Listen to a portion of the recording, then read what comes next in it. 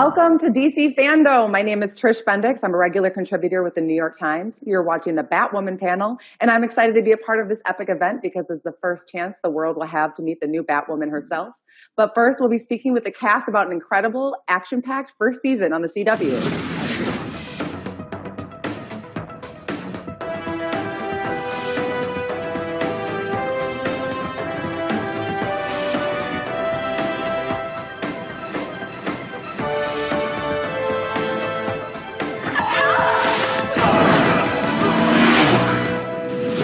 All right, before we get into what we have to look forward to on new episodes, I'd like to bring in executive producers Caroline Dries, who is also the show's creator, and Sarah Schechter, along with the show stars Rachel Skarsten as Kate Kane's sister Beth, and maniacal leader of the Wonderland gang Alice. Megan Tandy is top Crow officer and Kate Kane love interest Sophie Moore.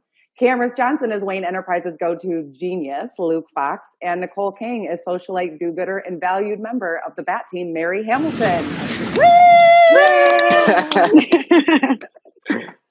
Well, thanks for being here. I'm excited to talk with you about season one. Let's just kick off. I'd love to hear from you all about, what the fan reaction has been like. It was a lengthy season, and, I'm sure you've heard from all different kinds of people. So who wants to kick it off? It was an amazing first season. I mean, we all had such a good time shooting it. I mean, the fans have been super supportive since day one, and they continue to be supportive. I'm glad that we got to end the first season on such a cool note because the fans have been freaking out about it for the past couple months. So I'm stoked to keep going. Yeah, I think we were all just really excited to be a part of the whole universe, Like we were sort of fans ourselves, I think each and every one of us individually. Mm-hmm. So, just to get to be a part of something and then also just something so groundbreaking is really cool. Yeah, and I will say, after one whole season with that under our belts, I feel definitely excited to be going into season 2 with sort of established takes on our own characters. Yeah, just being a part of the whole Gotham world has just been absolutely so much fun. But the impact that the show is making it's just been it's just added the extra experience to this whole thing to just be so amazing. So it's Gotham, and then we're making an impact and we're doing some groundbreaking things. So it's awesome. I'm just so proud of our cast. I was so nervous taking on the mantle of Gotham City, the Batman lore, the Batcave, the Bat gadgets, all of that comes with the responsibility that comes with a show that people are kind of already familiar with that world.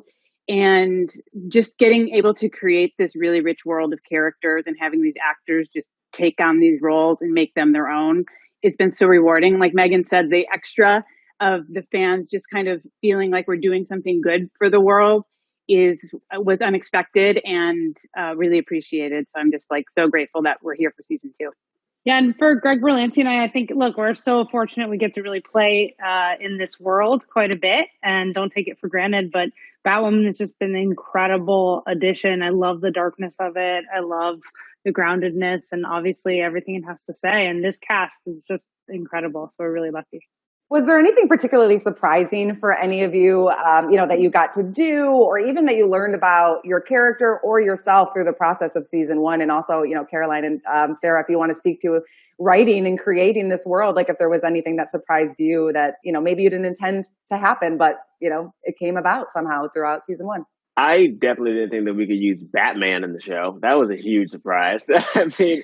I mean, Bruce Wayne, it was literally the first shot. The very first shot of the show was the silhouette of Batman, which I was told every step of the way you were not allowed to do. And somehow I'm on set and I was sending Sarah and Greg the footage from Video Village, and I was like, "Here's our first shot," and it was actually Batman. And so it was so cool. And then we ended. Our last shot was Batman. The other thing that just kind of surprised me was how we stayed true to the family dynamic of the show and how we have the Bat family and we have the Kane family and we have the Crows family. And that was really empowering and enriching. And it was just felt like a regular drama. And then it was in this heightened world of Gotham that allowed us to, have high stakes. Yeah, I definitely say the characters were my biggest surprise. I mean, Hush is such an incredible, huge character. So being able to use him for multiple episodes, that was amazing. And then for Luke Fox specifically, I didn't expect in season 1 that I'd be able to go to such deep emotional lengths, to go from bawling, crying in the rain with, confronting my alleged father's killer in one episode, and then, attacking someone with a gun in the next episode. It's just, it went from 0 to 100 so quickly. And that was very cool. So I'm really excited to see what happens with them in the next season, because in this season, we get to see so many different facets of him in those 20 episodes. I feel really lucky and special that we invested in the Kane family. And I feel really lucky that someone who looks like me gets to be a part of telling sort of a family dynamic. And we got to explore a really modern family and almost ground the show in that way. And I really am interested to see where that goes. And having to lose a parent just pretty early on in the season was something and a loss that I was almost glad, and I felt rewarded in that the fans felt as though it paid off and they felt for Mary. So I think that goes to show the work that everyone sort of put in to establish those really intimate dynamics really, really quickly. Definitely. I'm curious about, specific fan reactions that you've heard that were maybe, just something that it didn't occur to you, or you didn't necessarily see in your character or yourself, or that you didn't expect for people to pick up on. Was there anything that, you've heard that you were like, oh yeah, I guess I never thought about it. Everybody always asks me to do my evil laugh. And I think it might just be my laugh. I don't know if it's like, I didn't specifically like craft an evil laugh. I just laughed at things.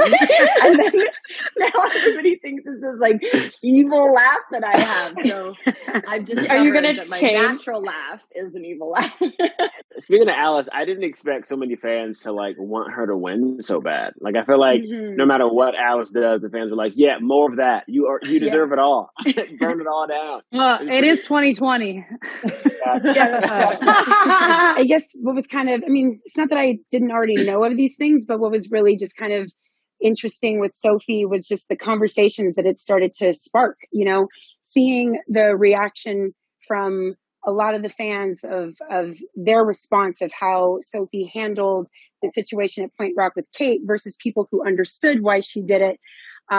Obviously there's, so much controversy just in, with that in of itself, but it sparked some really good conversations that's been, of course, being in that position, it's kind of challenging. It's just like, don't be mad at me, but it's getting people to ask questions. It's getting people to question their own beliefs, like why that would be an issue. Like, why would you be mad at somebody who needed to cover? Like, so I love that it's really sparked people to just ask questions and to just want to educate themselves. So I maybe had an idea of how much an ally Mary was, but I think I really discovered that and found out about that, especially with her relationship with all of these characters. I feel like she's really rooting for everyone except for Alice, which makes for good TV, I guess, because everybody's rooting for Alice too, but they're torn. I didn't expect so many Luke and Mary ship tweets. They've been shipping. Oh yeah.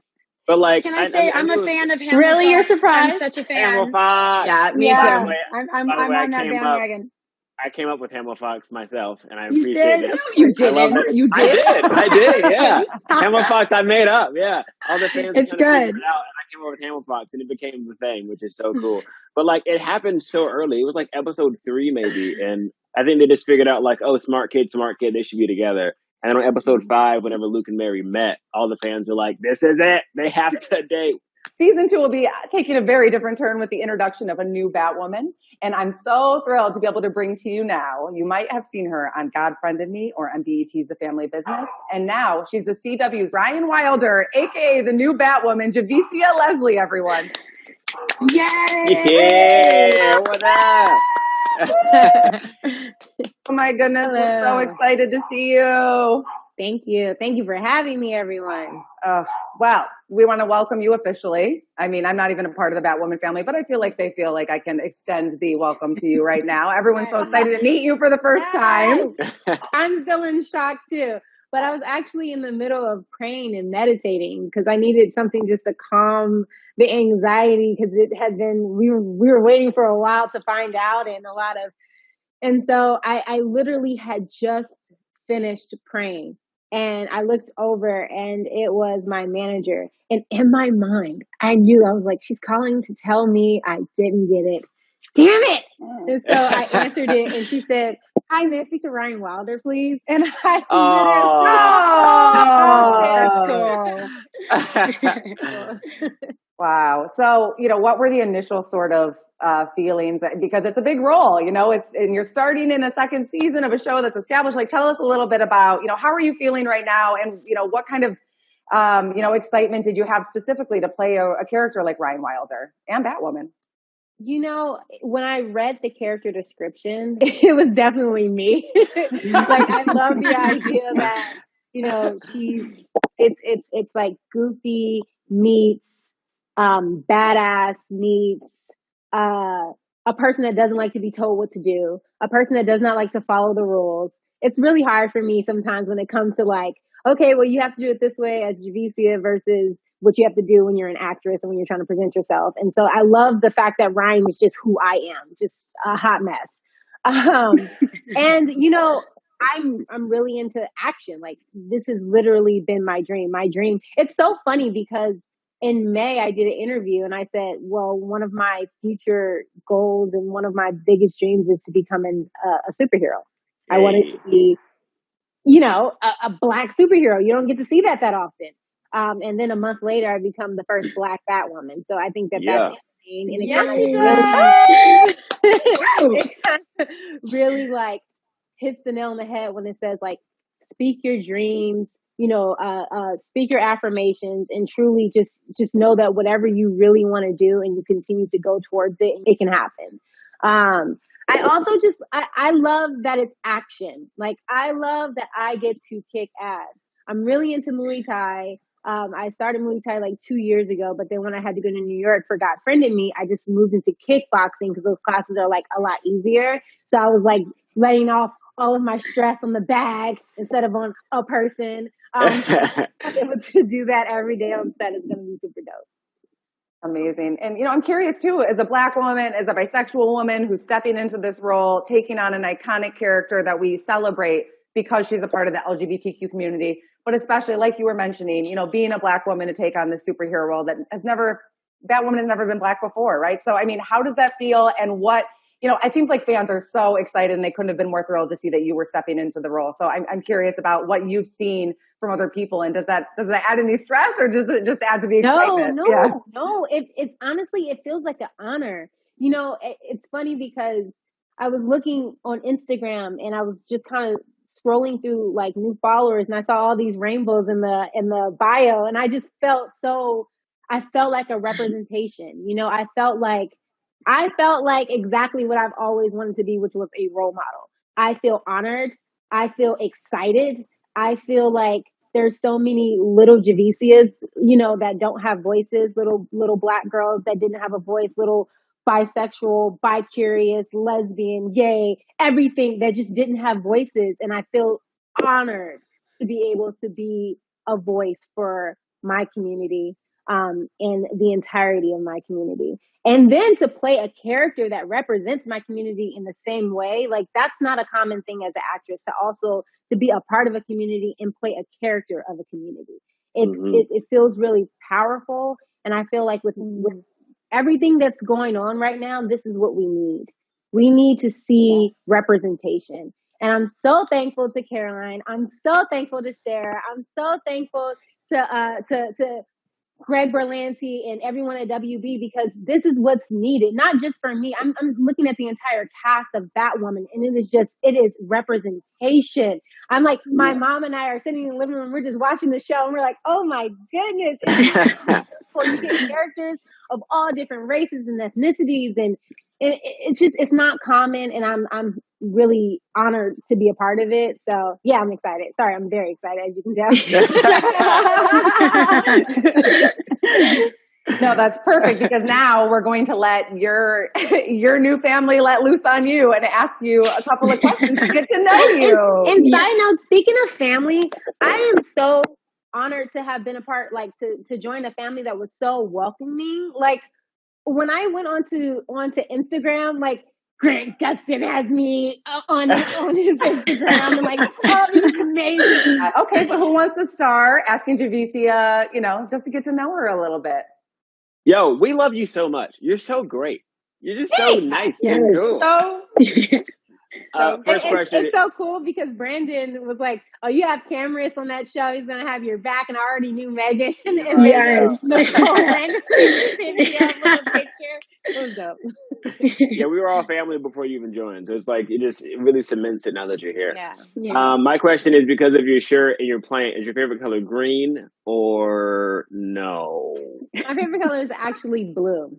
That's my favorite color. Nice. Yeah. So, who was your biggest influence growing up? I am obsessed with Eartha Kitt. I'm obsessed with Nina Simone. I am obsessed with Kerry Washington. Obsessed with, of course, Reese Witherspoon. Just actresses that really transformed. And then not only did they just transform, but they ended up using their platform to take everything further, not just themselves, but to create opportunity for others. One of my main reasons for being obsessed with Eartha Kitt and Nina Simone is because they use their art for activism. And I just think that that's so important. So those are like my huge influences. Nice. Do you do anything outside of acting? Like, is Muay Thai like your main hobby, or do you write? Do you sing? So I tap. I tap. Yeah. Yay. So Batwoman's gonna need tap boots. Yeah, We're gonna need to get it. That'll work. We're gonna do I am obsessed with cooking. My plans for this summer was to start my online cooking show, which I don't think that that's going to happen now. Oh, wow. I'm an insane plant mom. This is Diana Ross. Inside of Diana Ross's pot is Tracy. I love that you named them. Oh my God. So cute. You and we have Jimi Hendrix. We have Huey P. Newton. Over there is Marvin Gaye. Cher. Hey. I'm obsessed. You and Rachel are a match made in heaven. You're going to get along very well. I know Rachel's obsessed with dogs, and I have my Judah Buddha over there somewhere. So, yeah, I'm a huge, nature plant fanatic. What made you want to be an actress?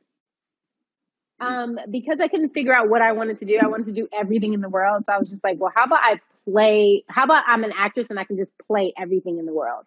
So it's like, I wanted to be a lawyer. I wanted to be a doctor. I wanted to be a professional cheerleader. I wanted to be a writer. There was just so many things that I wanted to do. And I'm like, and I'm a Gemini, so it's just like, there's no way I can just settle on one thing. So why even choose to settle on one thing? Just be an actress and you can literally be anything you want to be. You had a real job too before you started acting, didn't you? You were helping. Yeah, I used to work for the Army.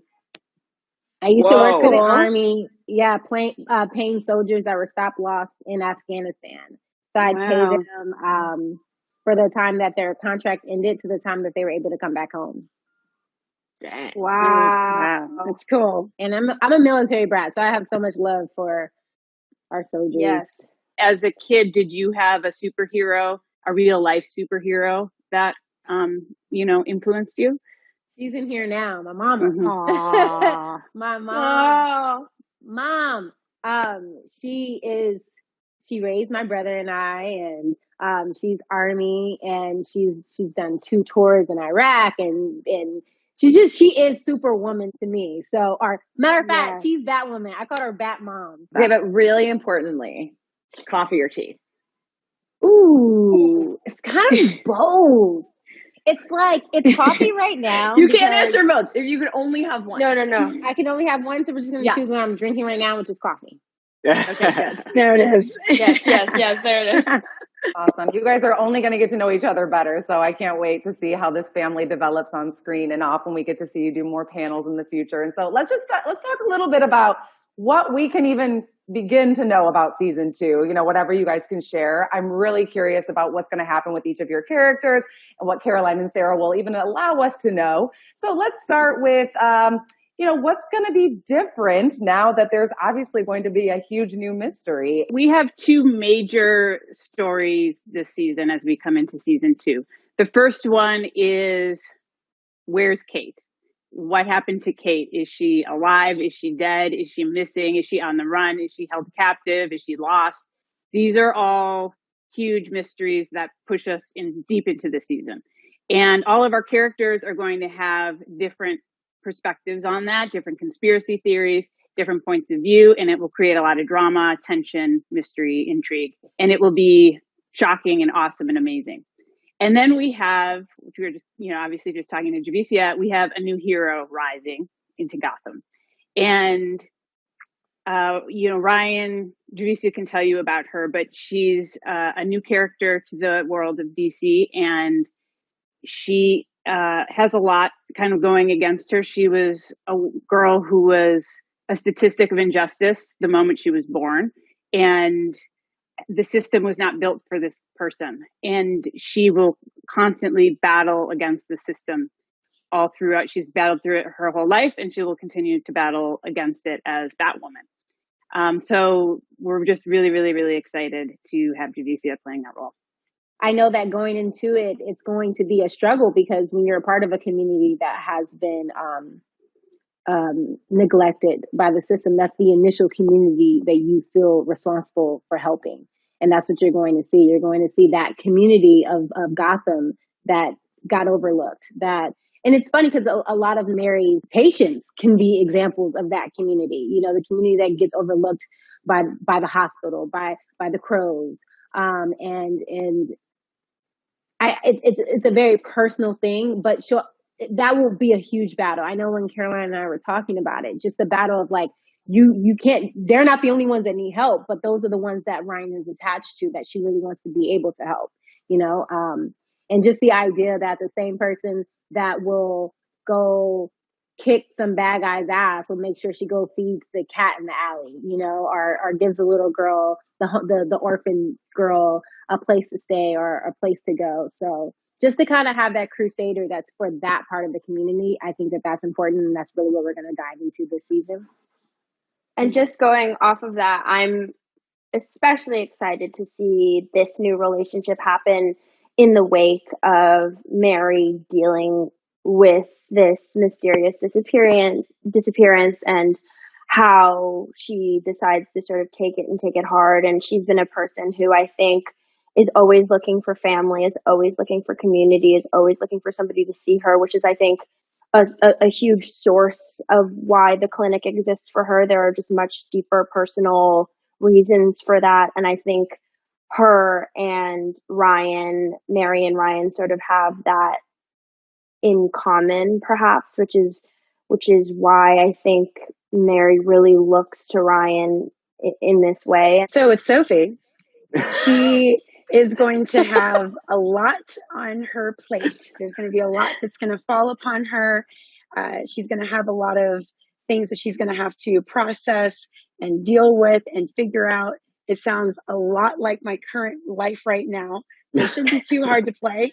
But the thing with Batwoman is she's going to really understand the importance of why Batwoman has to stay secretive, and she's going to appreciate that. So, with the new Batwoman coming into Gotham, Sophie's going to have no clue. She's going to want her to stay masked. I think Alice is just going to be like peeved, here she has this like beautiful, intricate plan for the demise of her sister, and that will have been foiled. But she also, I think, is going to have, a lot to worry about, because we're introducing a new character, Sophia, who Alice had talked about in the last season. The introduction of Sophia will be intriguing, just because this is, a sort of a backstory of Alice that we haven't had the opportunity to see before. And I'm actually really excited because there, was this triangle between Alice, Kate Kane, and Mary. And, without Kate actively in that triangle, I'm really, really interested to see sort of Mary and Alice's relationship and where that goes, because there's a lot still that hasn't been dealt with. And Kate was a buffer of sorts between them. And so without that buffer, anything could happen. I think we become best friends. Yeah. Should we go shopping? Grief does amazing things. You need a ship name now. So Cam, come up with a good ship name. I'll work on it. Yeah. I think it's going to be a very interesting year for Luke, because Luke doesn't really trust a lot of people, and it took him so long to trust Batman's cousin. So now that she's gone and we have this new person, I mean, obviously he's always down for someone to keep Gotham safe. That's what he cares most about, is keeping Gotham safe. But at the end of the day, Ryan to Luke is someone from the streets, and it was already so hard to trust someone that like had the army experience and had the money and had all the stuff, and to suddenly like give this precious bat suit to like this new person is going to be really hard for him. I think he's going to be down to work with her, but I think there's always going to be a bit of pushback, especially after last season of diving into all of the dad stuff, and also having Kate Kane be his sort of connect to the rest of the cast. Like, he never would have met Mary or Sophie or Alice or any of these people without Kate Kane. So now that she's not around, having to deal with all of these new relationships through his main trusting source, and also introduce this new person that he doesn't even know how to deal with yet, is going to be a lot for him. Caroline and Sarah, I'm curious about, what does Javicia as Ryan and as the new Batwoman bring to the next season that we maybe didn't get a chance to see a lot of, or that you can develop more of in season 2? When Javicia auditioned, it just personally, when Javicia auditioned, it was obvious to everyone watching the tape within like 5 seconds. We was over Zoom, and I texted somebody on the computer in the chat, like, oh, she gets it. Like, it just was so clear that Javicia was meant for this role. And then when I talked to her, she said, I feel like I am Ryan. My friend said, she heard me auditioning, and she was like, oh, you are Ryan. And I was like, yeah, it just feels like destiny, which is kind of one of the themes of the season. And then the other thing she did, which I didn't even see until after I knew she was Batwoman, was she had sent this athlete role or athleticism reel of all of like a montage of all of her stuff. One of the things is she was like pushing these giant tires like over like somersaults, and I was like, oh my gosh, like all I needed to do was see I told her you had me a tire flip. So she just brings everything, sort of intellect, emotion, heart, athleticism, everything you want in your hero. So I think she had to do a really hard thing, which is take a role for a script that didn't exist yet. And she was willing to trust us with it. So that's awesome. I would say that I probably had the fastest yes to Javicia, which is before I saw the audition and I just saw her name, because I knew her work so well from God Friended Me. So I was like, oh, Javicia, yeah, no, we're done. And then I watched it. Such beautiful work, and I still remember her audition for that. But I think that, the idea of superheroes is to fill a void for an hour a week. So for us, it's just so exciting to be able to make a show that very much is about the world we live in, as much as it's set in Gotham. Great. No pressure, Javicia. Not at all. No. You got it. All right, let's get to some fan questions. A fan from the United States wrote, hey, I just want to first off say, as a Black trans woman, your casting, Javicia, truly helped me feel seen. Honestly, this is a big win. My question is, have you done any costume fittings yet? No, I haven't done any costume fittings. We were talking about doing costume fittings very soon, so that way we can get prepared as soon as we get there. But I know Caroline and we're also talking about how important it is that if we're going to have a Black Batwoman, that she needs to be like a sister when she becomes Batwoman. So it's important for her to still, like, the silhouette of her to still look like that, So more of like a natural textured hair and things like that. So I think we're still kind of like putting things together. I can't wait. I actually have no idea. I've just been sending her fan art like, oh my gosh, look at this. This looks really good. And I think she'll be just as surprised as at least everyone else on this panel when we see it. Yeah, the fan art has been awesome. The fan art is keep the fan art coming. We definitely, I get like emails from Caroline every day. Yeah. Yeah, it's so cool. And we love that people are so excited about the character already. And one thing that I loved about season 1 was how Kate's coming out story.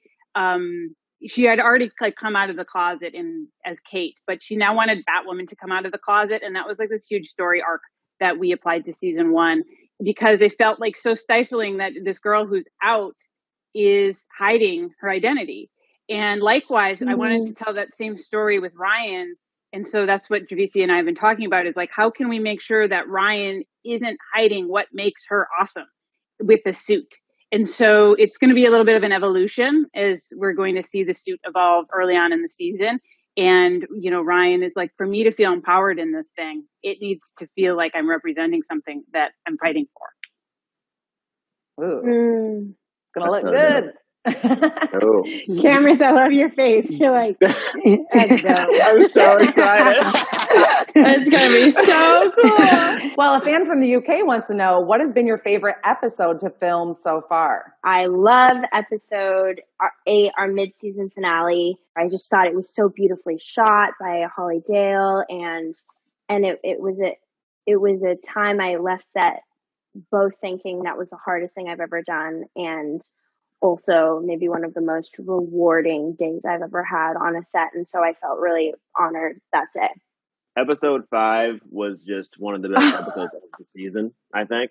It was so beautifully shot and so well done. The Kate and Alice story on one side, and then the Luke and Mary introduction story on the other side, it just fit together so well. And also the Alice stuff was just shot really well. Like how we practically did that flashback into real time shot. Mwah! Chef's kiss. And then also that was Mark, our DP. It was like brilliant. He did it with lighting alone. There were no Mark is so good. Yeah, Mark got unreal.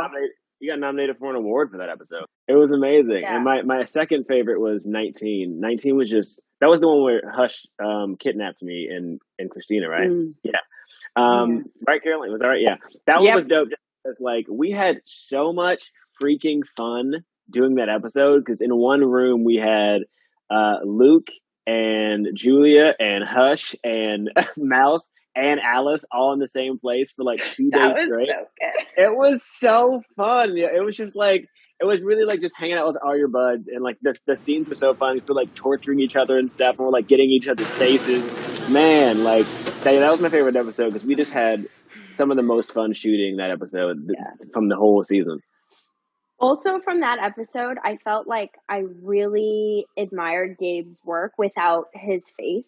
Like when his face was covered up, I don't know, he couldn't really make like facial expressions as easily, but I really like loved how he used his like arms and stuff, and I don't know, it was just this like epic, all the villains came out to play, and I just it was really cool to watch. Yeah, Gabe, who plays Hush, said something very cool. He said since he's never played a character where he can't show his face very much, he just kind of went to more dancey, and he just had to like act with his body. So that's why you see a lot of like hand movements on camera, and it works so well, because he had to put all of his acting talents in his face to the rest of his limbs, which is really cool. Did he use your? Did he steal a lot your? Of this?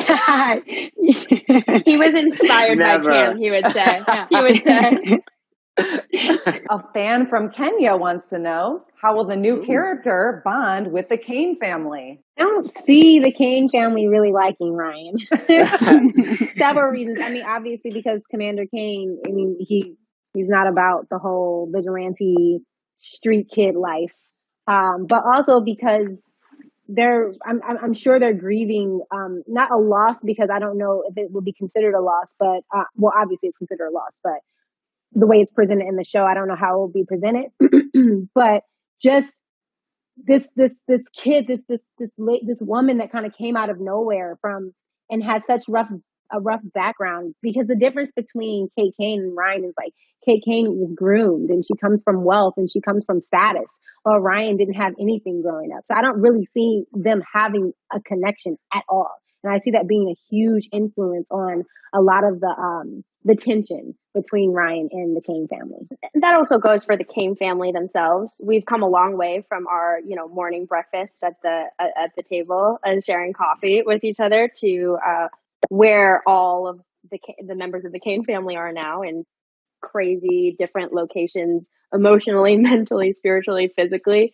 Those were very thoughtful and insightful answers. I think, like Javicia said, there's going to be just this swirl of emotions surrounding Kate's disappearance. And obviously Jacob doesn't like vigilantes. But I think me being able just to see sort of globally what season 2 is about, I think Ryan will ironically ultimately unite the Kane family, whether or not they realize it. There are all of these strands of connection that she brings to them that allows them to continue interacting and having changing dynamics. Okay, another fan from the UK wants to know, what would everyone like to see happen with Sophie next season?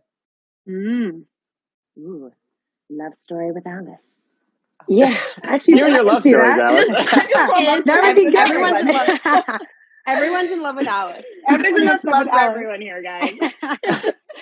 Personally, I want to see Sophie kind of become more of like a Commissioner Gordon situation, like just rise up in power. And because now that you don't have, I mean, you already didn't really know who Batwoman was, but now that it's a completely new Batwoman, it's another Black woman. I think there's like a sort of family sisterhood there. So I think you're like, I'm gonna protect you still, like you're still a hero.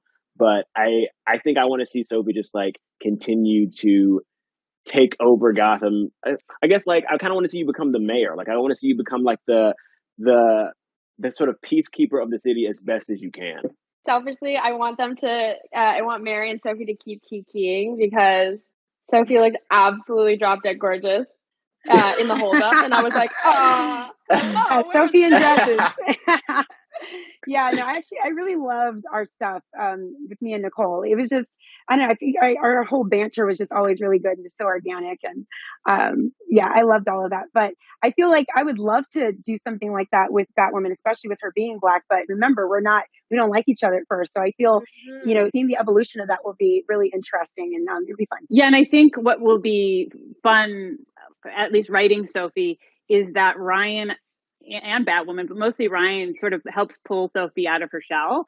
And maybe we edge you up a little bit this season and just, you're Sophie who plays by the books and colors within the lines when, as we got to know you. But, now you're, maybe, a little more of a branches out. Yeah, branches out a little bit. Yeah. I think that will be cool. Yeah. Hey, the girl's coming out in all different ways. So bring it out. Well, thank you so much. Thank you to everyone that was participating in the DC Fandom and for this amazing Batwoman panel, getting to meet Javicia for the first time. Ryan Wilder, we cannot wait to see you in action. Yeah. I can't wait. Thank you all so much. And we're excited to see you in when we can finally see the silhouette of the new Batwoman. Yes. Thank you, Trish. Yeah. Thanks, Trish. Thank you. Bye. Thank you.